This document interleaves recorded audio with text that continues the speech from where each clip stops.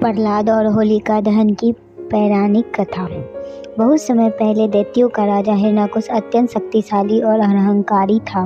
उसने कठोर तप करके ब्रह्मा जी से वरदान प्राप्त कर लिया था कि ना दिन में मारा जा सके, ना रात में, ना देव ना मानव, ना पशु, ना अस्त्र ना शस्त्र, ना घर के भीतर ना बाहर। इस वरदान के बल पर वह स्वयं को भगवान समझने लगा और आदेश दे दिया कि सृष्टि में केवल उसी की पूजा की जाएगी। हिरण्यकश्यप का पुत्र प्रहलाद जन्म से ही अत्यंत शांत, विनम्र और धर्मप्रिय था। जब वह बड़ा हुआ तो उसके हृदय में केवल भगवान विष्णु का नाम बस गया। वह जहाँ भी जाता नारायण नारायण जपा करता।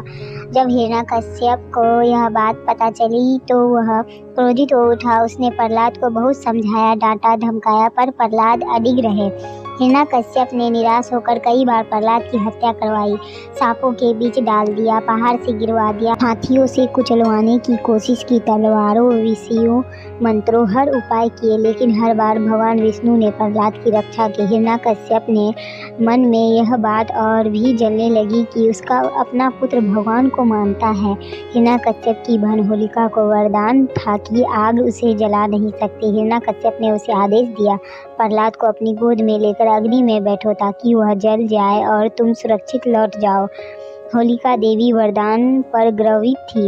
एक विशाल अग्निकुंड तैयार हुआ। होलिका अग्नि में बैठी, उसकी गोद में मासूम प्रहलाद शांत भाव से विष्णु का नाम जपते रहे, नारायण नारायण। जैसे ही अग्नि भड़की, होलिका का वरदान निष्फल हो गया।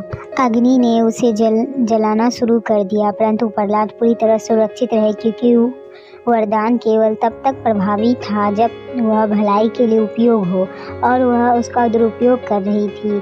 इस प्रकार होलिका भस्म हो गई और प्रहलाद विजयवान हुए।